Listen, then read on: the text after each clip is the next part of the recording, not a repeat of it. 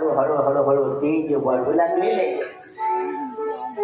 आणि जेव्हा देवकी मैयाचं तेज वाढू लागलेलं आहे कंस देवकीकडे पाहतो तो पाहावा सुद्धा वाटत नाही, एवढे डोळे निघून जातात कंसाचे, एवढं तेज वाढू लागलेले.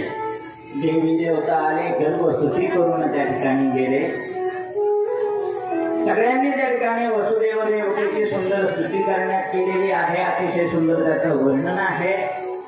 पण जेव्हा त्या ठिकाणी हळूहळू हळूहळू श्रावण महिना जवळ आला आणि श्रावण महिना जवळ आलेला आहे, रोहिणी नक्षत्र सुरू झालेले आणि रात्रीचे 12 वाजण्याचा वेळ त्या ठिकाणी झालेला आहे. रोहिणी नक्षत्र,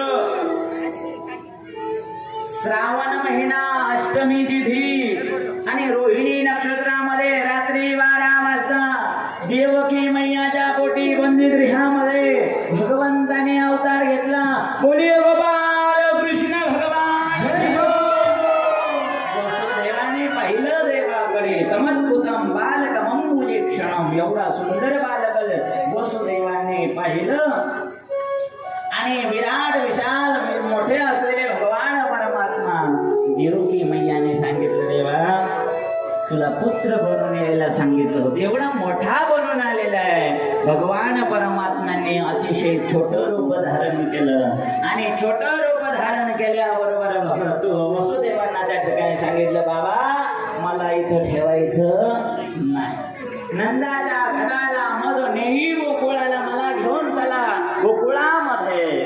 आणि गोकुळामध्ये भगवंताला सोबतच आपल्याला सगळ्यांना जायचं गोकुळामध्ये. नवे नवे आज आपलं धोंदल गाव आहे, गाव धोंदल गाव, नगरीत आज गोकुळ बनलेले आहे. आज स्वतः भगवान परमात्मा या ठिकाणी दर्शन देण्याकरता निघाले. वसुदेवाने कारागृहामध्ये असलेले एक टोपलं घेतलं, त्याच्यामध्ये भगवंताला ठेवलं आणि उचलल्याबरोबर सापदंड तुटून पडले आणि भगवंताला घेऊन निघालेले वसुदेव.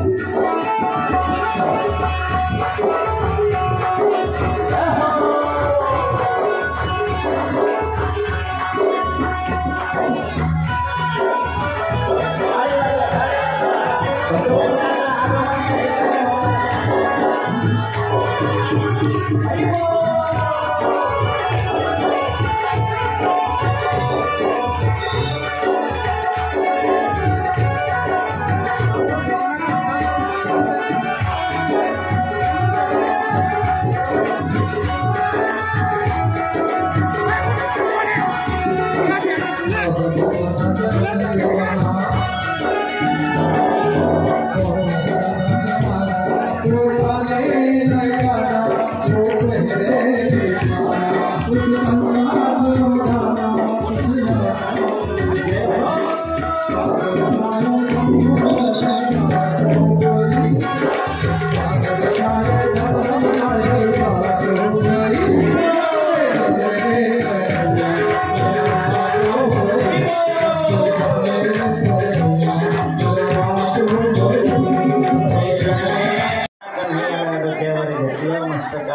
घेतलं आणि जेव्हा निघाले आपोआप साखरगंड गळून पडले, आपोआप दरवाजे उघडू लागले आणि पाऊस सुरू झाला. मंद पडे पाऊस ढगांचा गडगडाट सुरू झालेला आहे. 15 दिवसापासून आपल्याकडे पाऊस चालू आहे, तसा पाऊस पुढे निघालेले आहे. यमुना मैया लागली. यमुना मैयामध्ये प्रवेश केला. गुडघ्या इतकी असणारी यमुना मैया वाढत चाललेलं आहे पाणी. वसुदेवांच्या कमरे इतकं छाती इतकं पाणी वाढत चाललेले. यमुना मैया एवढी आनंदी झालेली. आपला मालक आपला देव आलेला आहे. भगवंतांनी अवतार घेतला देवाच्या दर्शनाकरता. त्या ठिकाणी यमुना मैया वाढू लागली. शेवटी भगवंतांच्या चरणाचा स्पर्श त्या ठिकाणी झाल्यानंतर यमुना मैया कमी झाली, गुडघ्या इतकी झाली. आणि वसुदेवांनी त्या ठिकाणी कन्हैयाला नेलं आणि कन्हैयाला गोकुळामध्ये ठेवलं. यशोदा मैयाच्या पलंगावरची कन्या उचलली, त्या जागेवर कन्हैयाला ठेवलं आणि कन्हैयाला ठेवल्यानंतर मायेला घेऊन आले. तिकडे कंसाला जेव्हा बंदी गृहामध्ये त्या ठिकाणी नंदबाबा आणि यशोदा मैया मुलगा नव्हतं, पण आज त्या ठिकाणी यशोदा मैयाला भगवंताच्या कृपेने साधू संतांच्या आशीर्वादाने आज या ठिकाणी पुत्र रत्न झालेला आहे, मुलगा झालेला आहे. जेव्हा नंद बाबांना कळालं लाला भयो है, मुलगा झालेला आहे, 56 गज की पगडी बांधे घूम रहे नंद बाबा. नंद बाबांना एवढा आनंद झाला. नंद बाबा आनंदाने नाचू लागले, आनंदाने नाचू लागले नंद बाबा. आणि आनंद उत्सव गोकुळामध्ये त्या ठिकाणी सुरू झालेला आहे. नंद बाबा आनंद उत्सव करत आहे. आपण सगळे आज कन्हैयाचा त्या ठिकाणी जन्मोत्सव आज आपले धुंदलगाव नगरी गोकुळ बनलेला आहे. आणि चला आपल्याला सगळ्यांना जायचं आहे गोकुळात. नवे नवे इथं आनंद उत्सव या ठिकाणी साजरा करायचा आहे. त्यामुळे उद्या सगळ्यांनी जास्तीत जास्त संख्येने सप्तधान्य घेऊन यायचं आहे. सप्तधान्य प्रत्येकाने धान्य जमा होत असतं. आपलं मोठं गाव आहे आणि सगळ्यांनी उद्या सप्तधान्य घेऊन या गोवर्धन पूजेसाठी. आणि उद्या कन्हैयाची माखन चोरी दिलाही आहे. माखन चोरी दिला असल्यामुळे आपल्याला उद्या इथं दही हंडी सुद्धा बनवायची आहे. म्हणून दही हंडी सुद्धा आपल्याला या ठिकाणी करायची आहे. काला तर नंतर होणारच आहे, पण कथेतला या ठिकाणी काला आपण उद्या या ठिकाणी करणार आहोत. दही हंडी सुद्धा उद्या घेऊन या. माखन असलं तर कोणाकडे, लोणी असलं तर कोणी घेऊन या. उद्या या ठिकाणी भगवंताची माखन चोरी आपल्याला करायची आहे. आणि अजून एक सूचना, आपला कार्यक्रम चालू होऊन आता 4 दिवस झालेले आहे. म्हणजे 4 दिवस समाप्त झाले. उरले पुढे 3-4 दिवस. त्यामुळे ज्यांची वर्गणी बाकी राहिलेली असेल त्यांनी लवकरात म्हणजे उद्याच्या उद्या आयोजक नियोजककडे या ठिकाणी वर्गणी जमा करायची आहे. आणि दुसरी अजून एक सूचना आहे. माझे गुरुवर्य परमपूज्य श्रोत्रिय ब्रह्मनिष्ठ 1800 स्वामी विष्णुगिरीजी महाराज यांच्या मार्गदर्शनाखाली दरवर्षी कुठं ना कुठं तीर्थयात्रा जात असतात. बरेचसे भाविक मंडळी त्या ठिकाणी तीर्थयात्रेमध्ये सहभागी होत असतात. आता 1 महिन्यानंतर 1 महिना होणार आहे. जाताना ओंकारेश्वर आहे, उज्जैन आहे, माहूरगड आहे, मैयर आहे, बरेचसे तीर्थक्षेत्र त्याच्यामध्ये आहे. आणि यावेळेस आपली रेल्वेने यात्रा नाही तर स्लीपर कोच म्हणजे झोपून जाण्याची सीट लक्झरी होऊया. आज या कथेकरता आमचे शिवाजी पाटील डुकरे